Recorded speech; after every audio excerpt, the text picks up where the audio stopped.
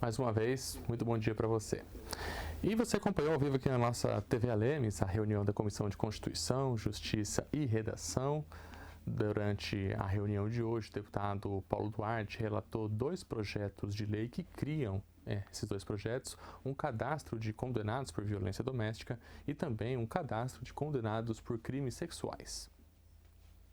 O projeto sofreu emendas ao longo da sua tramitação, inclusive foram apensados, anexados a ele 2 projetos, sendo que um foi incorporado, o outro não pôde ser incorporado porque previa que essa lista das pessoas condenadas a crimes de violência doméstica poderiam ser feitas antes do trânsito em julgado. E a lei é muito clara, né?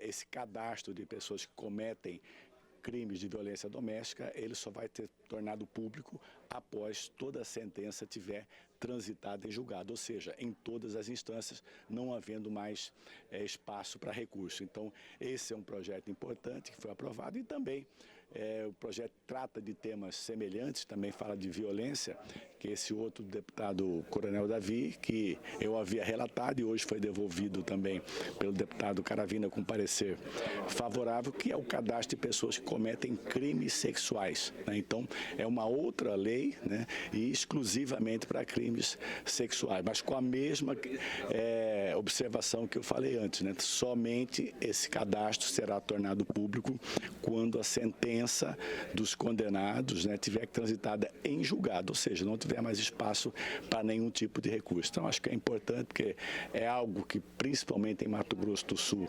infelizmente tem acontecido muito, que são os crimes de violência doméstica contra a mulher. Então, acho que isso é uma coisa fundamental, como também a questão do crime sexual, de estupro, que é uma barbaridade e tem que ser combatida. Eu acho que essas leis vão ajudar no combate a esses números que ainda são muito altos no Mato Grosso do Sul. Já o deputado Caravina, presidente da CCJR, relatou o projeto encaminhado pela Corte de Contas, chegou na semana passada aqui na Assembleia, falamos sobre ele, que cria um refis no âmbito do TCE para quem possui débitos, né, no âmbito da Corte de Contas. É um projeto importante porque dá a oportunidade de que os ordenadores de despesas, sejam eles prefeitos atuais, ex-prefeitos, ex-presidentes de câmaras, ex-secretários, possam regularizar os seus débitos com desconto. E por que é importante isso e justo? Porque a maioria desses débitos, dessas multas aplicadas, são por infrações administrativas que não tem não lesa o erário. Tem intempestividades, remessa atrasada de documentos, ações muitas vezes feitas por servidores e que o prefeito, por ter a responsabilidade do cargo que ocupa, acaba sendo responsabilizado a pagar esses valores com o seu próprio recurso. Então, nada mais justo que a gente possa fazer esse refinanciamento, o Tribunal de Contas apresentou, para dar esse desconto que pode chegar até 75% no pagamento. Então, quanto mais rápido for aprovado o projeto, transforma-se em lei e aí tem condições das pessoas regularizarem essas dívidas junto ao Tribunal de Contas. Bom, então eu falei refis, né, um nome muito popular, mas o REFIC 2 deve já entrar na pauta nas próximas sessões por estar tramitando com acordo de liderança. 10h40, a gente vai agora para a ordem do dia, os projetos que foram analisados pelos deputados na sessão de hoje, incluindo a LDO, Lei de Diretrizes Orçamentárias, outra matéria que está tramitando com acordo de liderança, então a previsão da sua votação em segunda já estava prevista para hoje. A LDO, então, que num primeiro momento já prevê uma arrecadação para o ano que vem de cerca de 27,9 bilhões de reais, um acréscimo aí de quase 3% para o ano que vem. A LDO, ela não é um orçamento propriamente dito, mas ela traz prioridades e metas que o governo tem que considerar na hora de construir a LOA que chega na Assembleia no segundo semestre, né? Então traz toda essa disciplina, todos esses detalhes, né? De que maneira as agências de fomento vão atuar, ajustes na legislação tributária também que precisam ser feitos, a LDO vai dar esse norte. A gente tem aqui numa segunda tela alguns fatores considerados pelo governo do estado, já nessa primeira projeção de arrecadação, né, uma inflação projetada de 5,5% no final do ano, o crescimento do PIB ao longo desse ano de 2,02%, uma taxa Selic na casa dos 14,75%, dados que foram coletados pelo governo do Boletim Focus do Banco Central lá em maio, né? O Boletim Focus também ao longo do tempo costuma ter mudanças e esses ajustes também vão certamente refletir lá na LOA no segundo semestre. A gente tem uma segunda tela aqui também.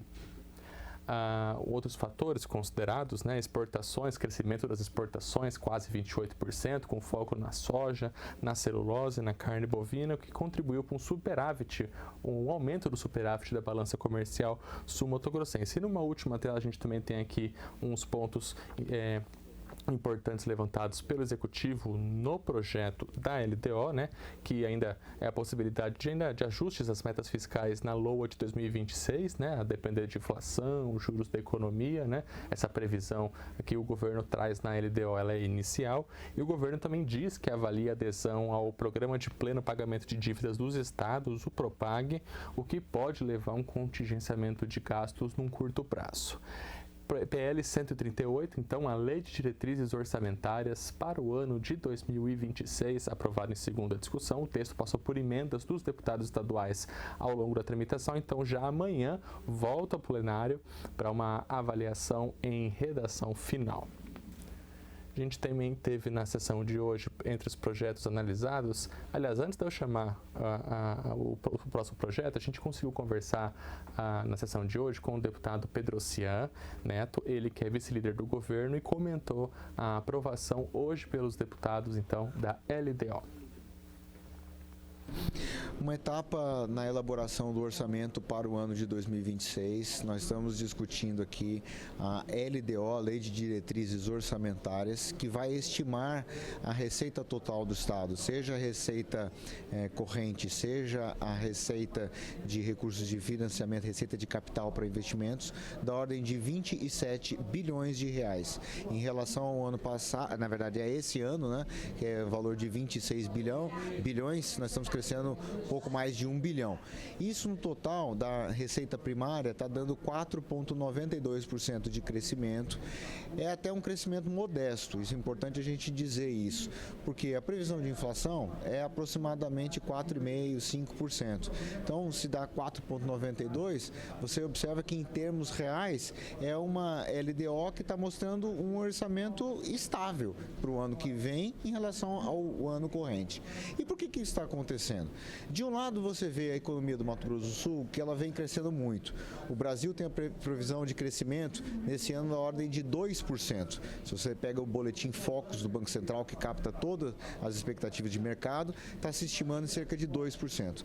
Nós, no Mato Grosso do Sul, estimamos um crescimento superior a até 5% por uma série de questões. Só que esse crescimento econômico, ele não está se refletindo exatamente na arrecadação, e por uma série de motivos.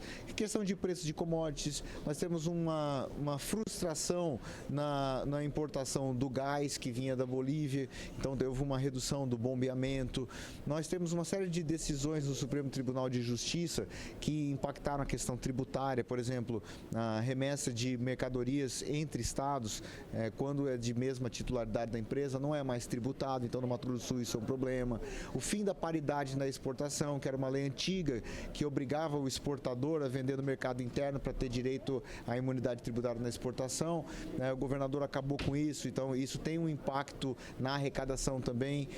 Então, uma série de questões acontecendo na esfera tributária que está mostrando um crescimento da receita um pouco reduzido. Então, o Mato Grosso do Sul cresce bem a economia, mas isso não se reflete necessariamente na receita do governo e no orçamento. Agora, qual que é a grande questão? É importante que a LDO ela não vá cometer o erro de exagerar a receita. Eu acho que o grande erro seria se o governo estimasse uma receita para o ano que vem muito grande e se frustrasse com não realização. Agora, quando ele é conservador, quando ele é modesto nessa estimativa, com 4,92, a tendência é que ele seja surpreendido para cima. Então, se nós tivermos um impacto positivo, ótimo, não temos nenhum problema no orçamento. Então, assim, 4,92, modesto, conservador, mas é o Mato Grosso do Sul que tem um orçamento ainda significativo que vai fazer uma série de investimentos. Agora, discutir o que será feito com esse recurso é no capítulo seguinte, elaboração da Lei Orçamentária Anual de 2026. Pois é, como disse o deputado, os números mesmo, né, chegam na LOA, que sempre é encaminhada pelo Executivo no segundo semestre, então a gente, logo após o recesso parlamentar e acompanhando também as movimentações, a gente vai trazendo todas as atualizações do orçamento de 2026 para Mato Grosso do Sul. A gente retoma aqui a nossa ordem do dia. Projeto de resolução de número 3, aprovado em discussão única na sessão de hoje. O autor é o deputado Caravina, que altera uma resolução que inclusive foi proposta pelo deputado Caravina com relação à concessão da medalha de honra ao mérito em homenagem a Helena Meirelles. Qual que é a mudança? Quando o deputado Caravina propôs, essa homenagem fazia alusão ao centenário de Helena Meirelles, né? Mas para poder proporcionar continuidade dessa homenagem às mulheres instrumentistas aqui de Mato Grosso do Sul, o deputado propôs a retirada do termo centenário, né? Já que o centenário de fato aconteceu no ano passado. Então, o deputado Caravina fazendo esse ajuste no projeto de resolução, então, que criou a medalha de honra ao mérito em homenagem a Helena Meirelles, projeto de resolução aprovado na sessão de hoje. E a gente tem o último item da pauta do dia, projeto de lei de número 65, a autora é a deputada Gleice Jane, matéria discutida, votada e aprovada em primeira discussão, que institui o Dia de Enfrentamento à Violência Política de Gênero no calendário oficial de Mato Grosso do Sul no dia 30 de outubro. Essa data ela foi escolhida em memória da ex-prefeita de Mundo Novo, Dorcelina Folador, que foi morta durante o seu mandato em razão justamente da sua atuação política e com o tempo se transformou num símbolo também de luta feminina, de conquista de espaços na política pelas mulheres. Deputado, então, propondo esse dia de enfrentamento à violência política de gênero no nosso estado, no projeto de lei 65, aprovado hoje em primeira discussão e que agora vai para análise das comissões de mérito. Esses foram os 3 projetos votados e aprovados na sessão de hoje.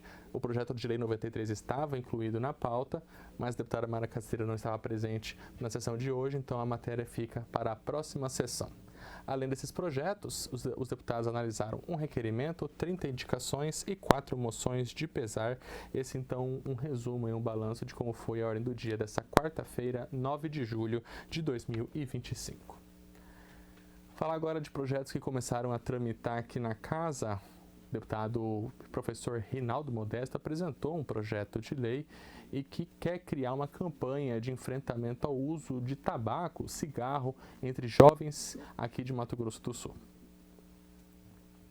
E um dos artigos, senhor presidente, a ideia é que nós tenhamos aqui no nosso estado conteúdos na grade curricular, tema, aliás, discutido na sala de aula, porque muitas das vezes é justamente nessa fase da idade é que os garotos, né, acabam tendo essa vontade de conhecer essas coisas que vêm aí de forma bonitas, mas que, na verdade, o transtorno para a saúde física, emocional e, consequentemente, trazendo um ônus enorme para o poder público. Sabemos que um dos cânceres que mais mata no mundo inteiro é o câncer de pulmão e advindo aí do tabaco. Portanto, acredito que aparece que um projeto simples, mas que, se nós fizermos uma campanha governamental envolvendo toda a sociedade, eu tenho certeza que a gente vai minimizar esse problema e trazer aí benefícios não só para a saúde física, mas também a saúde financeira, porque o tratamento